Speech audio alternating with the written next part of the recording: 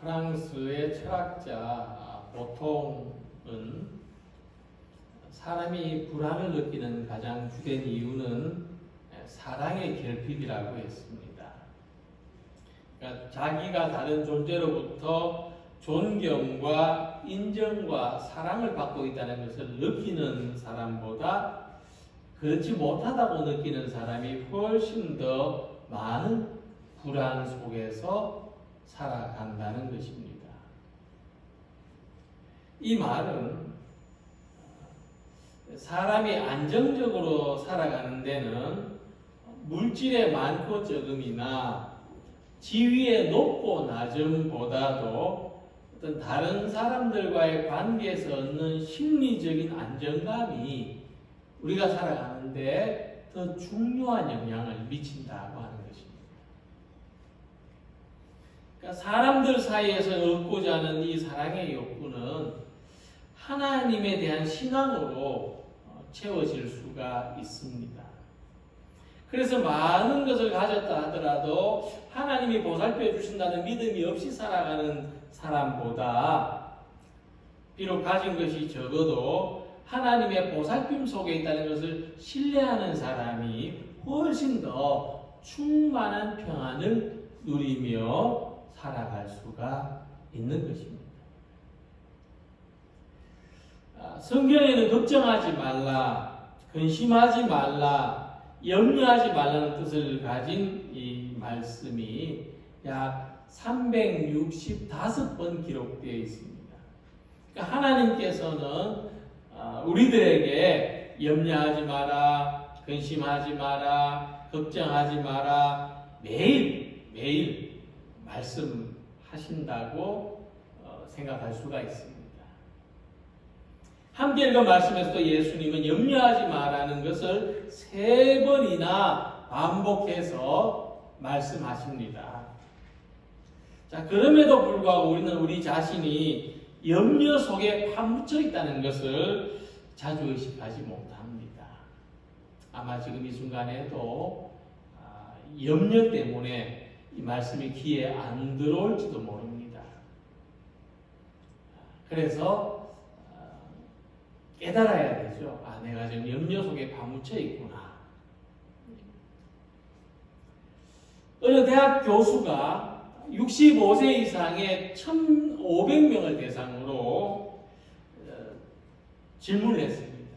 당신 삶을 돌아봤을 때 가장 후회되는 것은 무엇입니까? 어떤 대답이 가장 많이 나왔겠습니까? 가장 많이 나오는 답변은 너무 걱정하며 살지 말 걸 하는 대답이었다고 합니다. 지나고 보면은 내가 염려 때문에 너무 조심해서 살았구나 후회하게 되는 것입니다. 아이를 키울 때도 첫째 애를 키울 때는 모든 것이 다 염려가 돼서 아주 조심조심 하다가 이제 둘째가 태어나면 좀 염려를 덜하고 셋째가 태어나면 좀 내버려 두죠. 셋째가 성격이 제일 좋다는 게 그래서 그렇다고 하는 이야기가 있습니다. 자, 염려를 많이 하면서 사는 것을 후회한다는 말은 염려해서 얻은 것보다는 잃은 게 더 많기 때문이라고 할 수 있습니다. 염려를 하면은 얻는 것보다 잃는 게 더 많다는 거예요. 기쁨을 잃습니다. 염려 속에 있으면 기쁜 일을 만나도 기뻐할 줄 모르고 남들 다 웃는데 웃음이 나지 않습니다. 염려하면 의욕을 상실합니다. 창조적이거나 생산적인 일을 생각할 수가 없습니다. 오히려 염려 때문에 좋은 기회들을 놓쳐버린다고 하는 것입니다. 그리고 염려는 믿음을 가로막습니다. 누가복음 8장 14절에 예수님은 염려하는 사람을 어떻게 비유하셨냐 하면 하나님의 말씀을 들어도 기운이 막혀서 결실하지 못하는 씨앗과 같다고 했습니다. 가시떨기에 떨어졌다는 것은 말씀을 들은 자이나 지내는 중 이생의 염려와 재물의 향락에 재물과 향락의 기운이 막혀 온전히 결실하지 못하는 자요. 결실하지 못하는 이유 가운데 맨 먼저 이생의 염려라고 했습니다. 염려가 많으면 믿음이 자라지 않는 겁니다. 염려하는 것으로는 아무것도 바꿀 수가 없습니다. 그래서 우리는 염려가 들 때마다 염려 대신에 하나님이 보살펴 주신다는 것을 믿고 창조적으로 인생을 살아가는 성도들이 되시기를 소망합니다. 자, 먼저 우리는 염려의 본질을 알아야 합니다. 염려의 본질은 뭐냐? 무익하고 쓸데없다는 것입니다. 도리어 해롭다는 것입니다. 예수님 말씀하시기를 너희 중에 누가 염려함으로 그 키를 한 자라도 더할 수 있겠느냐고 했습니다. 다른 번역 성경을 보면 너희 가운데서 누가 걱정을 해서 자기 목숨을 한순간인들 늘릴 수 있느냐고 되어 있습니다. 염려는 아무것도 바꿔놓지 못합니다. 구약 성경 가운데도 근심은 심령을 상하게 하고 심령의 근심은 뼈를 마르게 하느니라고 말씀했습니다. 우리 염려는 우리 삶에 좋은 영향을 미치지 못합니다. 그래서 예수님은 우리가 삶에서 가장 중요하게 생각하는 것조차도 무엇을 먹을까, 무엇을 마실까, 무엇을 입을까 염려하지 말라 하고 말씀하신 것입니다. 자, 사람이 염려를 왜 합니까? 심리적인 구조를 파헤쳐 보면은 우리는 내일 일을 알 수가 없기 때문에, 사람은 미래를 알 수 없기 때문에 미래에 어떤 일이 생길까 염려하는 거죠. 모든 경우의 수를 다 대입해 보면서 염려를 하는 겁니다. 그렇기 때문에 염려하는 것이 당연하다고 생각을 합니다. 근데 예수님의 말씀은 역설적입니다. 오히려 내일 일을 알 수 없기 때문에 염려하지 말라고 하시는 것처럼 들립니다. 내일 일을 위하여 염려하지 말라. 자, 우리는 내일 일을 알 수 없기 때문에 염려하는 것이 당연하다고 생각을 하지만 예수님은 그 반대로 내일 일을 알 수 없기 때문에 염려가 쓸데없다 말씀하시는 것입니다. 염려한다고 해서 내일 일을 미리 알 수 있는 것이 아니기 때문입니다. 그런다면 염려하라고 그러겠죠. 염려해서 내일 일을 알 수가 없기 때문입니다. 그래서 우리 인생을 보면은 모르고 살지만 그거 못지않게 살고도 모르는 것이 많습니다. 살면 다 압니까? 살고도 모르는 것이 훨씬 더 많다는 거죠. 그것은 우리 인생, 우리 삶의 본질입니다. 그것은 내가 선택하고 결정해서 태어난 사람이 아무도 없는 것과 같습니다. 어느 날 눈을 떠보니까 나라는 존재가 살고 있더라는 거죠. 그래서 우리는 내가 삶을 선택한 것이 아니라 삶이 나를 선택했고 또 지금도 나를 만들어가고 있습니다. 그리고 바로 그 뒤에 하나님의 손길이 있는 것을 생각하는 것이 믿음입니다. 자, 우리가 이런 사실을 받아들인다면 염려하면서 살아가는 것이 아니라 염려를 맡기고 살아가는 것이 더 현명한 태도라는 것을 받아들일 수 있게 되는 것입니다. 염려가 우리 삶을 바꾸어 놓을 수 없다. 그래서 이 고아의 아버지로 불리는 조지 뮬러는 정말 어렵고 힘들게 자신의 자기가 맡은 과들을 먹이고 입혔는데 자식이 많으면 걱정도 많다는데 이 수많은 과들을 보살피는 이 조지 뮬러에게 왜 염려가 없었겠습니까? 날마다 먹을 거 염려하죠. 입을 것 염려하죠. 그런데 그가 이런 염려들과 씨름하면서 발견한 한 가지의 비결이 있었습니다. 염려를 이기는 비결이 무엇이냐? 그는 그 비결을 이렇게 말했습니다. 염려가 일어나기 시작하면 믿음이 사라진다. 하지만 믿음이 생기기 시작할 때 염려는 끝이 난다. 나는 염려가 생길 때마다 기도를 시작했고 그때마다 염려가 사라지는 것을 경험했다. 고아의 아버지 조지 뮬러가 염려를 이기는 비결은 기도였습니다. 기도는 내가 염려하는 것을 하나님께 맡기는 것입니다. 그래서 예수님은 우리가 염려하는 것을 하나님에 대한 믿음으로 이 염려를 이겨낼 수 있다고 말씀하십니다.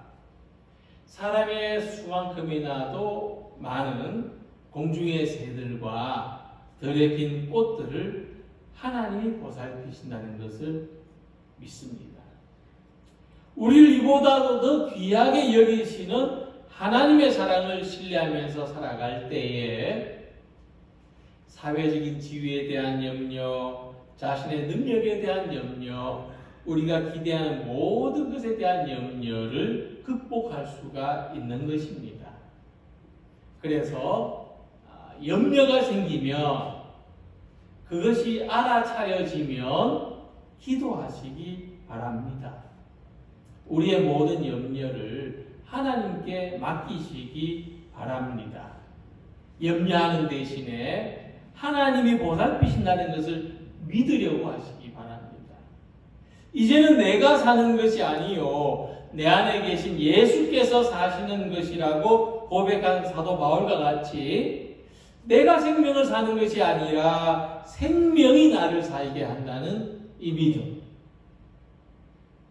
그 생명을 주관하시는 분은 하나님이시라는 이 믿음을 가지고 살아가는 모든 성도들이 되시기를 소망합니다. 우리는 정말 하루하루 사는 것 같습니다. 내가 살고자 해서 오늘 사는 것이 아니라 그 하루의 생명, 하나님이 주시는, 허락하시는 그 생명이 오늘의 나를 살게 하신다는 이 믿음으로서 살아가시기를 소망합니다. 자, 우리 옛말에 천석군은 천가지 걱정, 만석군은 만가지 걱정을 한다고 했습니다. 만약 내게 어떤 일이 생기더라도 나는 전혀 문제가 없다는 사람은 염려가 없을 것입니다. 무슨 염려가 있습니까? 문제가 없는데. 그러나 예수님 말씀하신 대로 사람은 바람에 흔들리는 갈대와 같습니다. 더운 바람이 불면 더워서 어떻게 할까? 추운 바람이 불면 추워서 어떻게 할까? 염려하죠. 바람에 흔들리는 갈대와 같기 때문입니다. 그래서 염려는 사람이 약한 존재이기 때문에 하는 것입니다. 그래서 사람이 약한 존재라는 것을 아시기 때문에 예수님은 이렇게 말씀하십니다.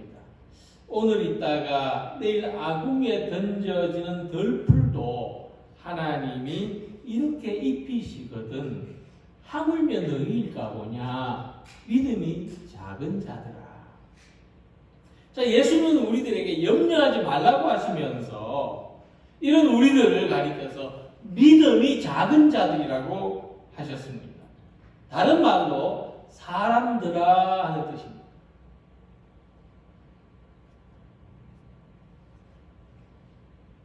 그러니까 우리는 믿음이 작은 사람들이고 우리가 믿음이 작기 때문에 염려할 수밖에 없고 또 믿음이 작기 때문에 염려를 하는 것으로 안전을 얻을 수 있다는 믿음 없는 생각을 가지게 되는 것입니다. 그러나 예수님은 염려한다고 안전해지는 것이 아니라고 말씀하십니다.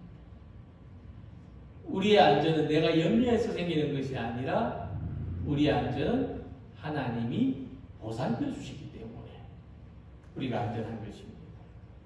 그래서 하나님이 먹이시고 하나님이 입히시고 하나님이 보살피시는 것을 볼 수 있을 때 우리의 삶 속에서 발견하고 신뢰할 때에 염려에서 벗어날 수가 있는 것입니다. 그래서 우리의 삶을 하나님이 보살피신다는 증거가 어디 있느냐?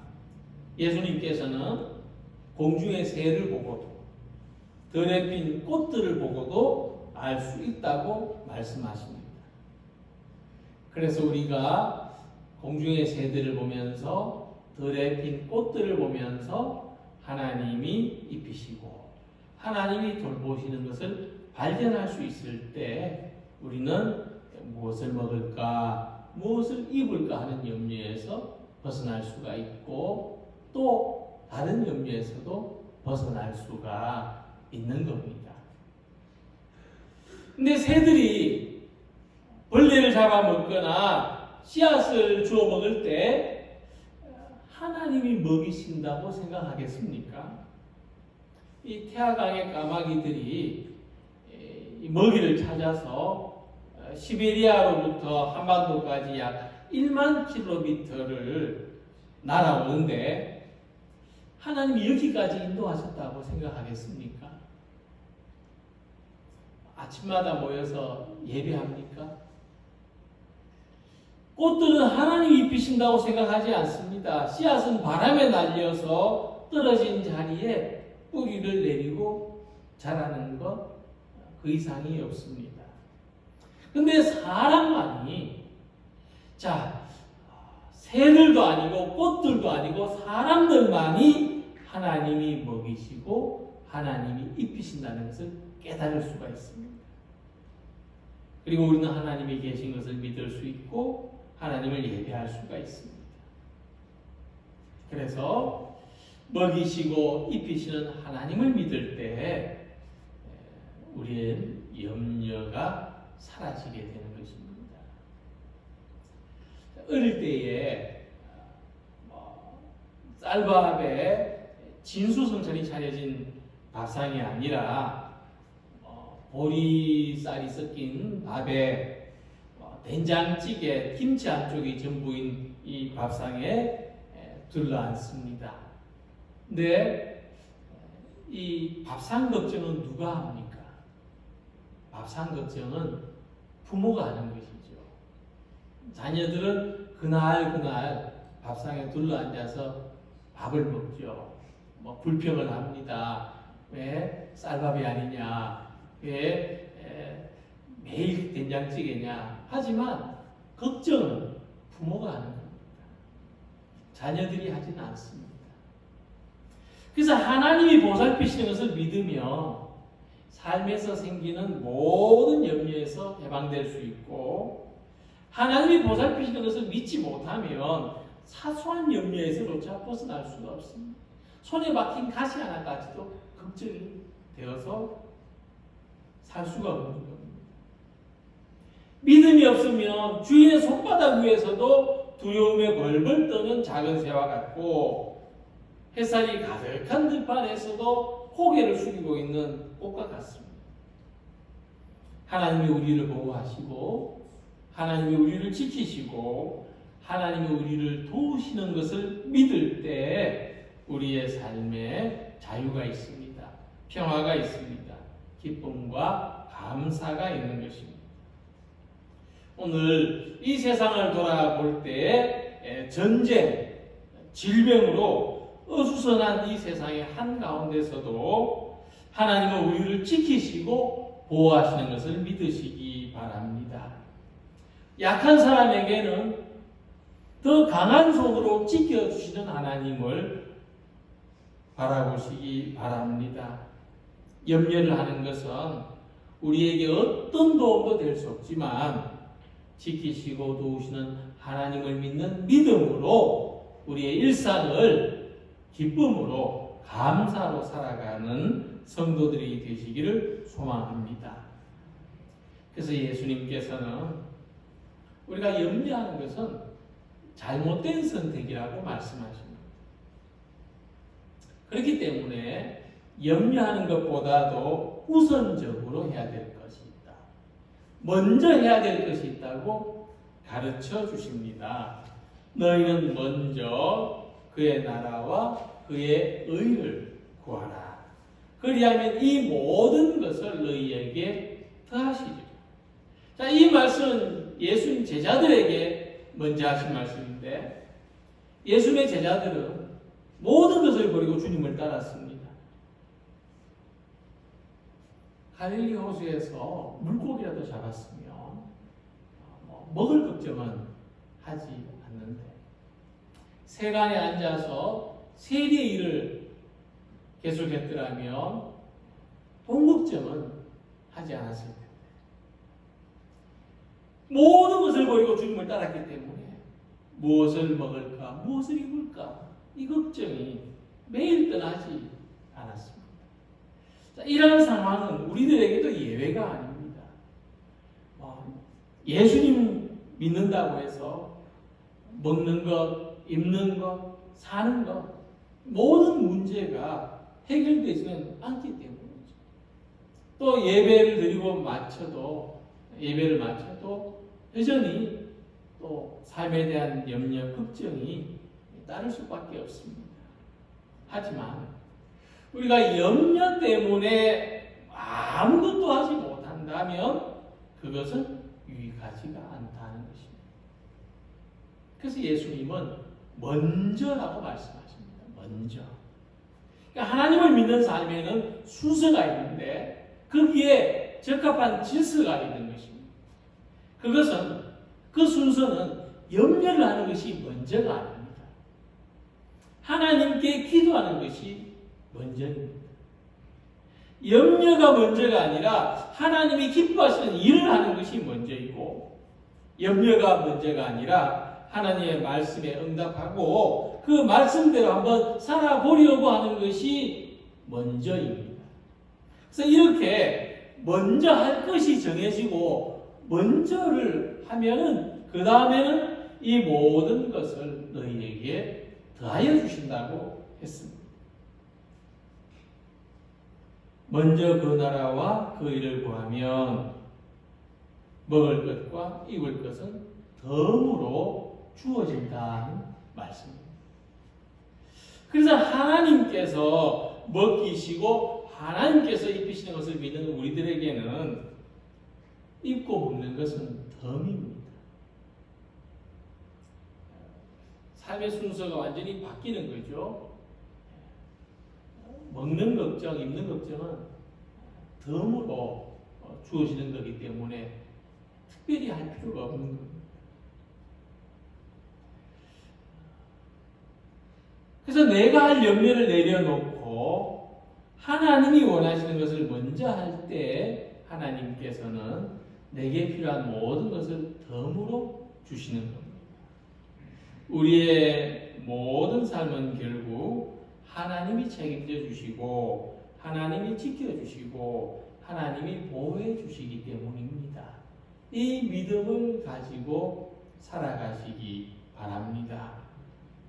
예수님은 함께 읽은 말씀에서 목숨이 음식보다 중하지 아니하며 몸이 의복보다 중하지 아니하냐 말씀하셨습니다.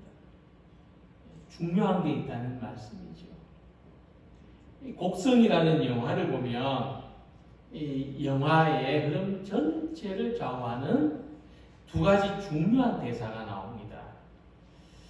하나는 무엇이 중한디 하는 말이고, 다른 하나는 절대 현혹되지 마라 하는 대사입니다.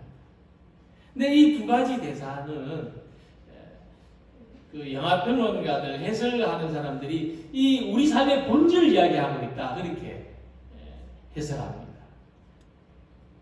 그러니까 우리가 중요한 것을 먼저 구하는 삶을 살지 않으면 중요하지 않은 것에 현혹되어서 살아갈 수밖에 없는 겁니다.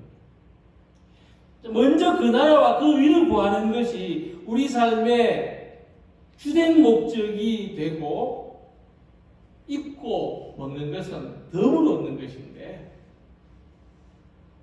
근데 이 먼저 그 나라와 그 위를 구하지 아니하면 먹고 입는 것에 현혹되어서 중요한 것을 잊어버리고 살아가게 된다는 말씀입니다. 그래서 먹고 입는 것에 현혹되어서 중요한 것을 잊어버리고 살아가지 않는 성도들이 되시기를 바랍니다.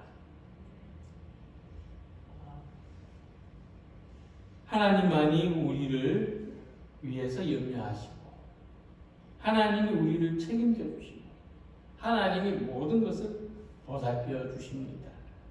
염려하는 대신 하나님이 기뻐하시는 일을 먼저 구하는 성도님들이 되시기를 소망합니다. 염려를 하는 것은 쓸모없는 일에 스스로 고통을 더하는 것과 같습니다.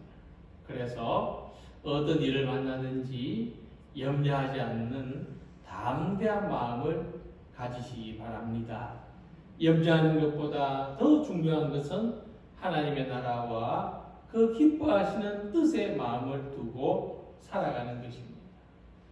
이 삶이라고 하는 귀중한 선물을 하나님이 주셨으니 하나님이 보살펴 주신다는 것을 믿는 이 믿음으로 살아가는 우리 모두가 되시기를 주님의 이름으로 기원합니다. 기도드리겠습니다.